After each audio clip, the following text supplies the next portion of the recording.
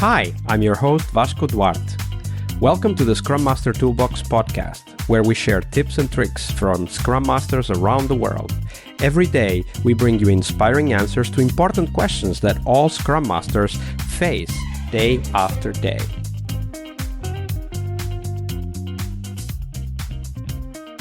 Hello, everybody. Welcome to One Wednesday episode. This week we have with us Pooja Gupta.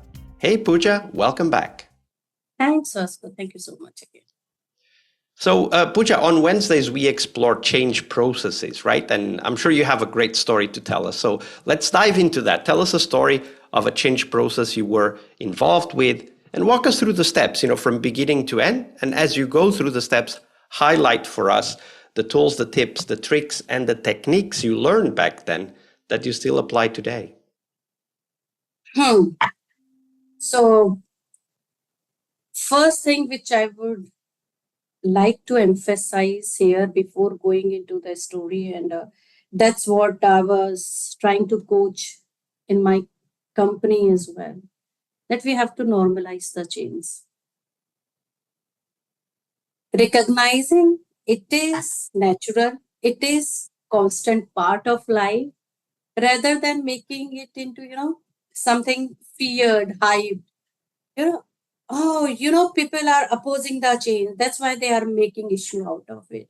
And I always answer it this way. Yes, they are opposing the change because they are healthy. You have healthy employees to work with. And that's why they are opposing the change. A healthy brain always opposes the change. And that's how we are designed. The point here is that change is not the problem. Problem is how you communicate it is the problem.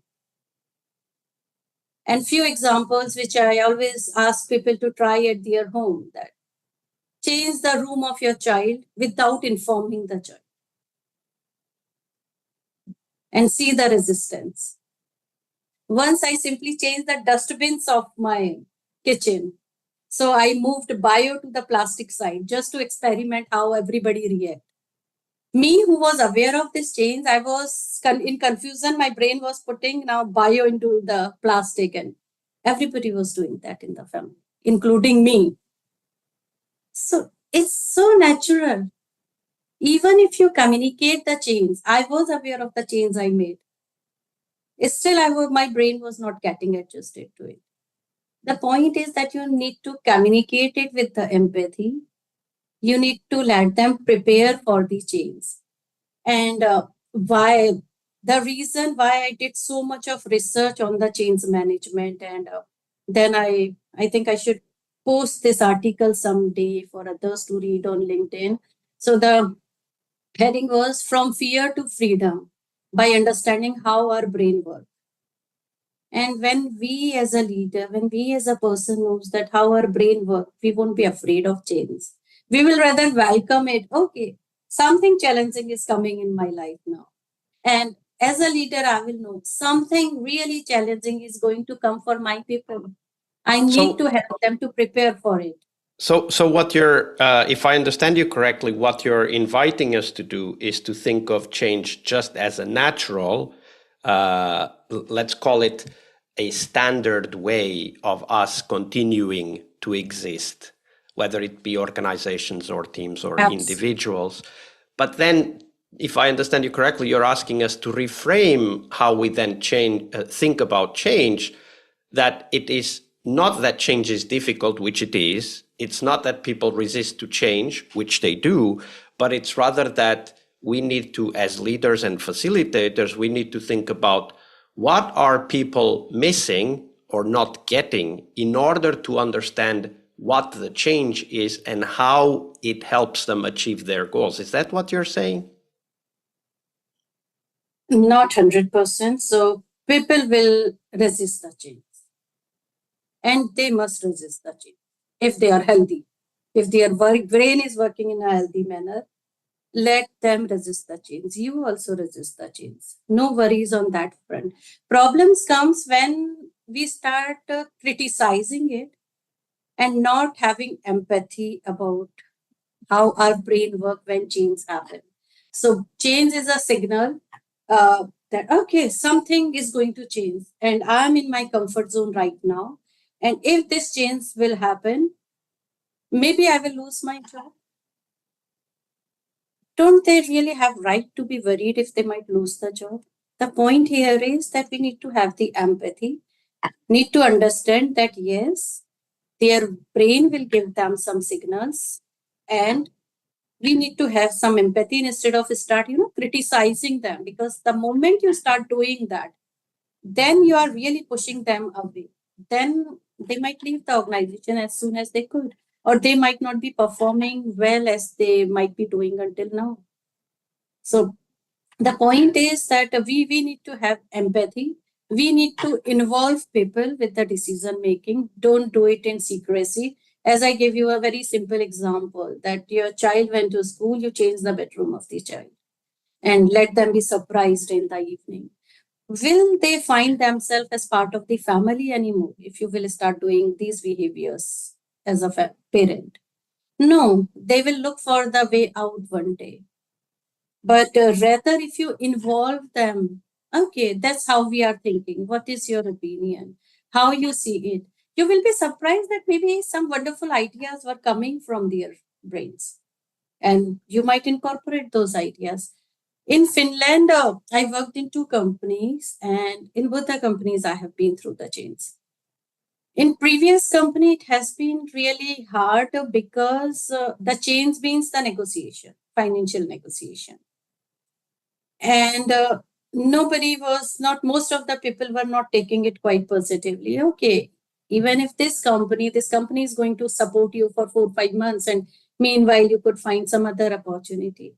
But there used to be really panicking situation, and as I said that during that time I was not really ready with my coaching skills. So I don't think I have supported in any ways except getting entangled with the emotions. But the story went absolutely different in my second company. There I thought, okay, we have to do it something in a different way. And when we were going through the chains, I really emphasized that I first I shared this training with everybody, from fear to freedom, by understanding how our brain works. And then I tried to share with them that okay, this is how our brain works. We have lots of biases. We have our own brain schemas, and this is a complex system. And if we are opposing the change, that means we are healthy. Now, what you need to do is, when your brain is opposing the change, then there must be something. Okay, I don't want this change because this might happen. I might lose my job.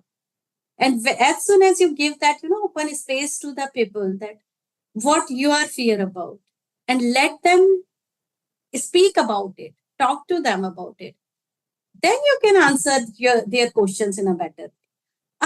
You are afraid because you feel it this way. No, we are not going to have any negotiations. Your job is very safe.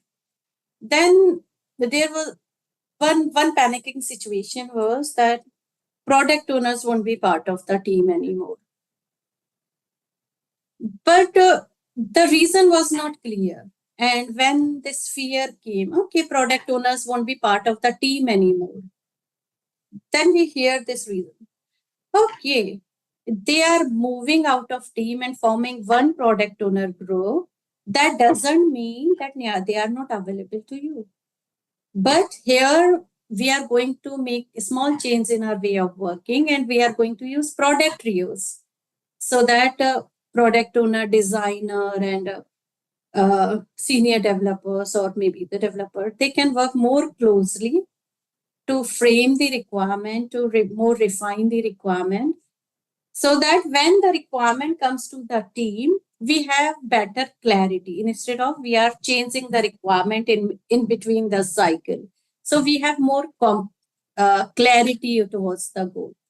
Now you are able to answer it, the worry, because you allow yourself as a leader to hear the worry.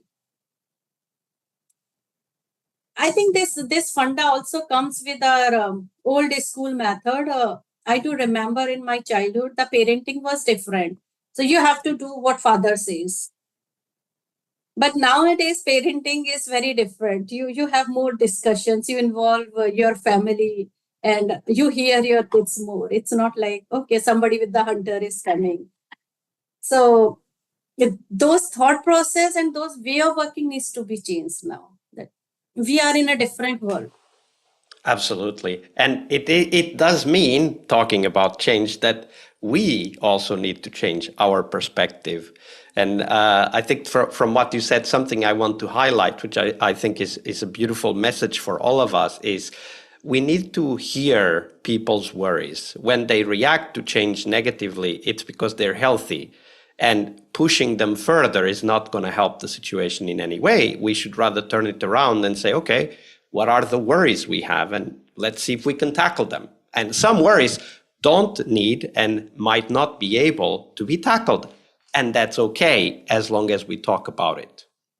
Yes, for leadership team, I know we are talking about the teams more here, but still, I'll take the opportunity to address the leadership team here. That educate yourself with the SCARF model. And SCARF model, this was introduced by Dr. David Rock in 2008.